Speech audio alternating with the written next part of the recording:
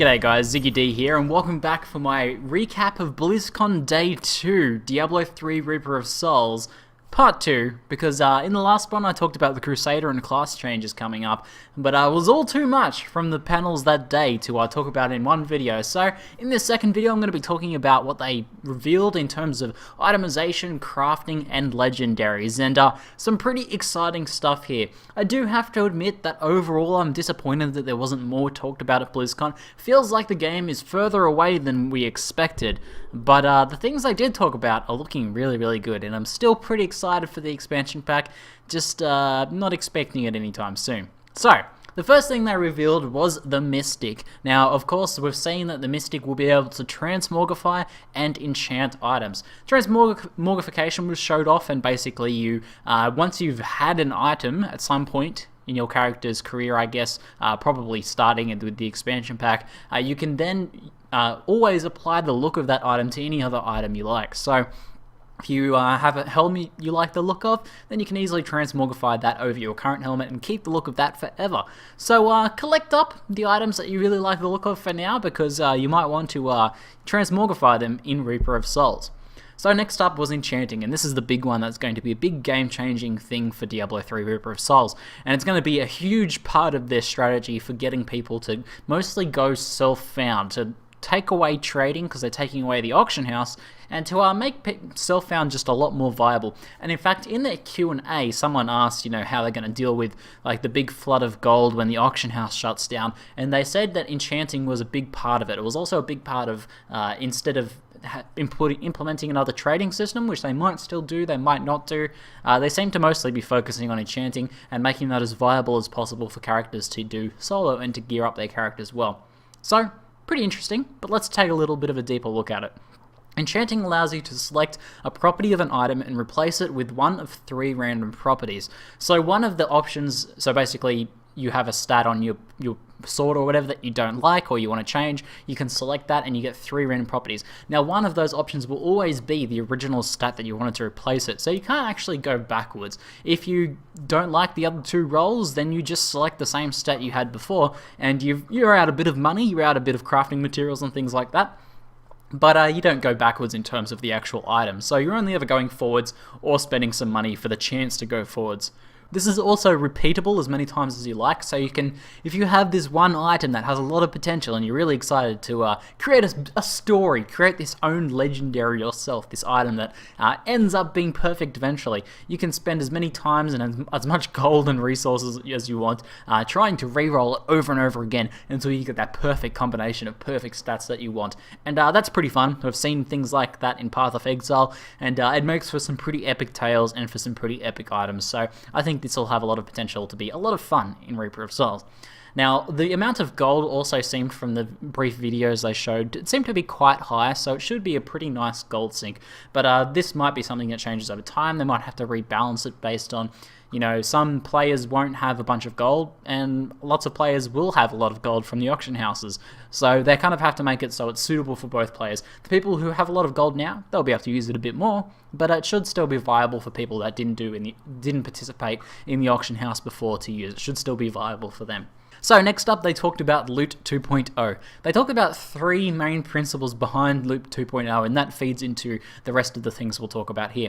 It's the idea of less is more, so less items dropping, but having better quality items that are, potentially better for your character is much more rewarding. So rarer drops, but those drops are much better, and I think that's a good thing as well. We've seen recently the same sort of thing happen with Path of Exile, where they've removed, they've lowered the amount of items that drop, and it seems to be a pretty good change in that game, and it should be a good change in Reaper of Souls Diablo as well. And the next tenet of the Loot 2.0 was items support builds, and we've seen this from some of the legendary affixes coming, and it's also happening on rares as well. Rares are having a much higher chance to roll stats that will support you in your build, reducing your cooldowns or changing the way helping skills function better, whereas legendaries will change the way skills function. So the items in general are all going to be going into supporting your build, not just being a math problem or something like that you can solve to get higher DPS. Math problem, solved for DPS. Instead of that, we're looking at items that are going to help shape your build, which is pretty exciting. And then the final tenet of Loot 2.0 was rarity equals power. So they want to make the rarer the item, the more powerful it is. You know, that makes sense with white, blue, and rare items, but often legendaries have not been much more powerful, or they've been much worse than rare items. We're actually seen a bit of a shift towards legendaries being better, so I think the game's already at a pretty good state of this.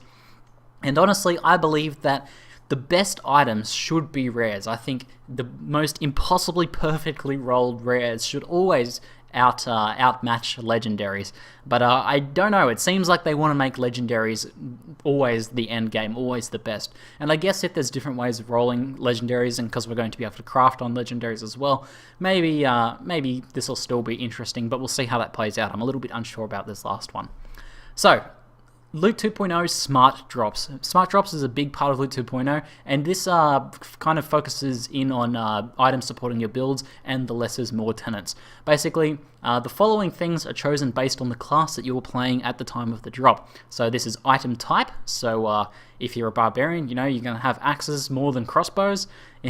Item stats, so you're going to have strength more often as a barbarian, and skill affixes, so you're going to more likely have your items that drop for you roll things that support the actual skills you can use. So as a barb, you're pretty unlikely to get a crossbow with a witch doctor talent on it, so that's pretty good.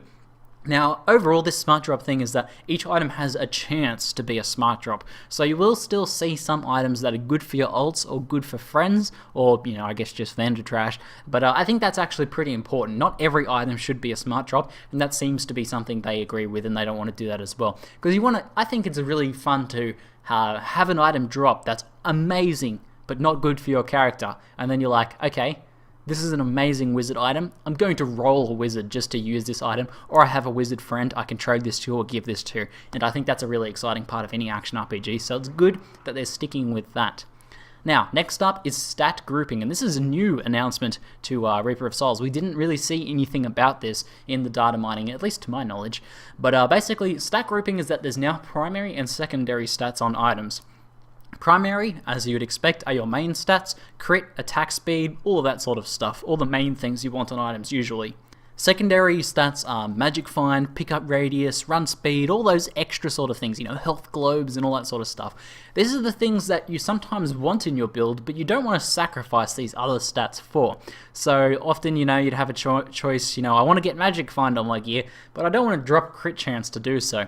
Well, with this stat grouping, it means that these two things are separate, so getting magic find or getting move speed or getting pickup radius on your gear is not going to take away from you having a chance to get strength, crit, attack speed, and all that sort of stuff. So these two things are independent, and actually on the item tooltips themselves, they're even separated out now to give you that sort of a visual representation of how these things are separate.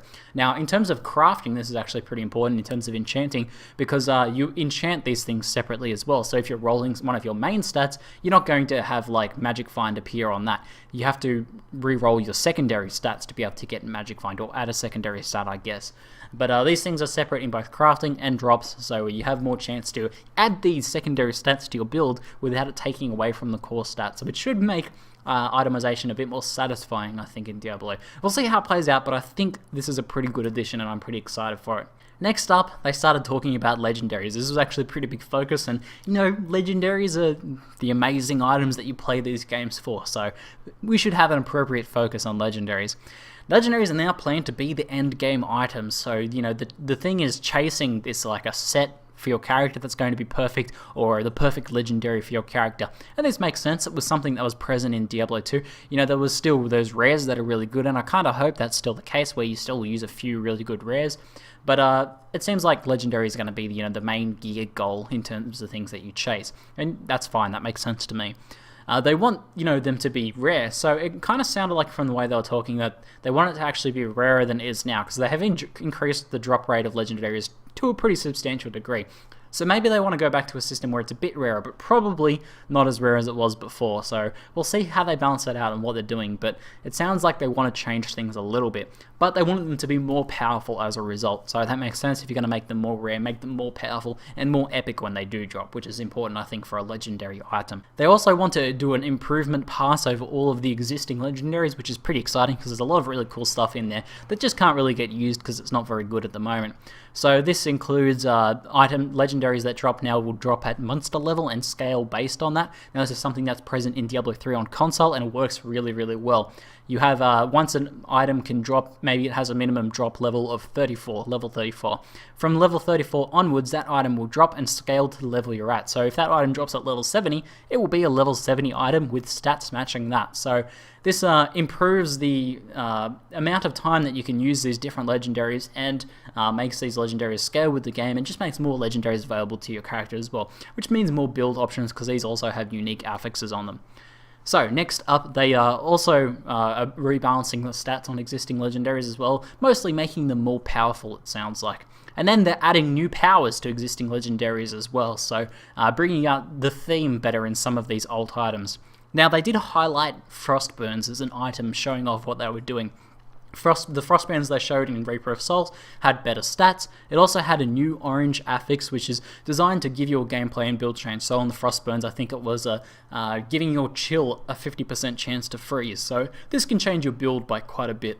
And another interesting change that was kind of shown off here, and this is across all items, is that you can now see the stat range that items could roll by mousing over the item and holding Alt, and that appears in the grey text there, and you'll see that in the picture that's up on screen, hopefully.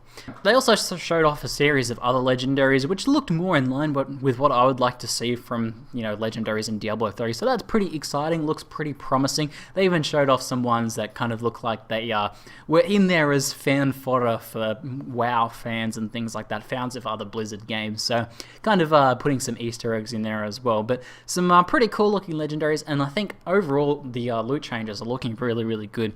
The itemization stuff, the enchanting, I was really happy to be able to see enchanting in action and see how that works, and I think the way they've done it actually looks really, really good.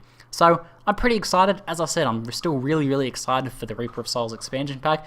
Just hoping to get some more info soon, but I think we probably won't get too much more in the near future. Maybe towards Christmas they'll start releasing some more details on things like Devil's Hand and ladders and all that jazz that we want to hear about.